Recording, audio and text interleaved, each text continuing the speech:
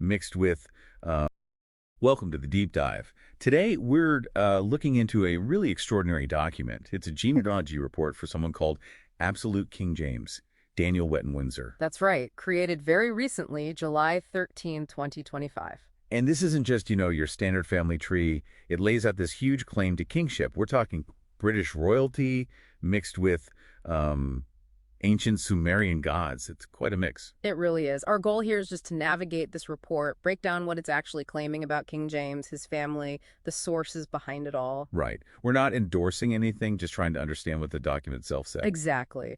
To help you, the listener, get a handle on these pretty surprising claims, it definitely challenges how you might think about royal lines. Okay, so let's unpack the main figure. James Daniel Wettin-Windsor, born December 15th, 1981.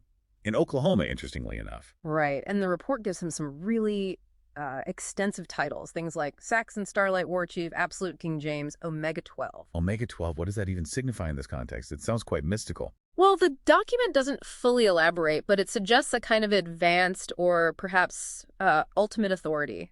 He's also called Pantheon Leader of the Tribes, from Chief Noah's Ark Enki tribes, supposedly since November 2023. Wow. Okay. Yeah.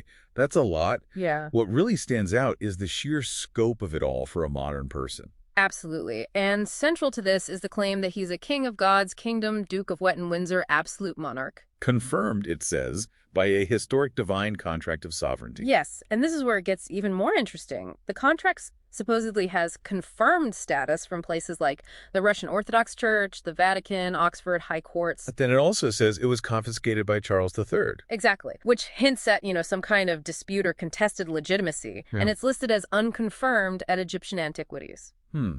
So it raises the question, what's actually in this divine contract? Well, the report gets quite specific there. It apparently grants supreme and unquestionable sovereignty. Okay, supreme sovereignty. And a divine right of succession. Yes. Plus, ultimate authority in all matters of state, law, governance, and faith.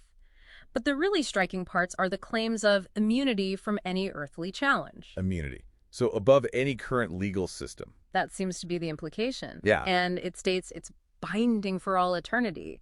It's presented as this fundamental, untouchable document. Signed by founding fathers, it says, and witnessed by nobles and clergy. That's the claim. Now, connecting this to the bigger picture, the paternal ancestry laid out is, well, it's unconventional. Also, it includes expected names, right? Yeah. Like Edward VII, George VI? It does. It mentions Edward VII, Albert Emperor of India, Saxe-Coburg and Gotha, and Archie, a.k.a. King George VI, Windsor King of the United Kingdom. Okay. But then it traces the lineage back much, much further to figures like Grimnir Odin, that's another name for the Norse god Odin. Odin, yeah. And Porus Sparta King, second Titan, Lord Anu, Enki. These are deities from ancient Sumerian and Greek traditions. Even Neith, primordial goddess of creation. So it's literally mixing historical royalty with gods and titans. Precisely. It describes King James himself as a born Titan coming from God, and Leto, her father, Spartan king.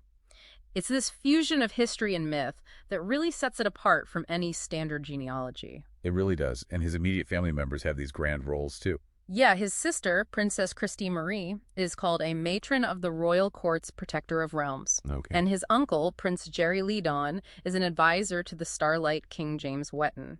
He's also noted as an elder of the Alpha House of Wettin-Windsor, established in the United States by Senator Archie King of Arkansas, Windsor, aka King George VI. So connecting the lineage claim to a U.S. base through George VI, that's another unusual twist. It is, and even the listed activities for King James himself are large-scale, reshaping the world and advancing, leading undivided faith. And mentions of beyond human comprehension's quantum ancient Sumerian advanced technologies, and sound like something out of science fiction almost. It certainly paints a picture of vast, almost cosmic responsibilities. So yeah, we've dug into this report that presents a really complex, multi-layered claim to kingship. Right. It pulls from royal lines we know, but also ancient myths, deities, and this very specific divine contract. It blurs lines. History, mythology, personal declaration, they all seem to merge in this document. So thinking about this, what does it all mean for you, the listener? This deep dive really pushes us to consider something interesting. Which is? Well, how do different kinds of evidence shape our ideas of power and legitimacy? especially today, in our connected world. Right, when you have historical records, religious texts, ancient myths, and these personal declarations all converging in one narrative like this. Exactly. Kind of leaves you to think about the weight we give to different claims Yeah. and what ultimately constitutes authority or lineage in someone's eyes. A lot to ponder there.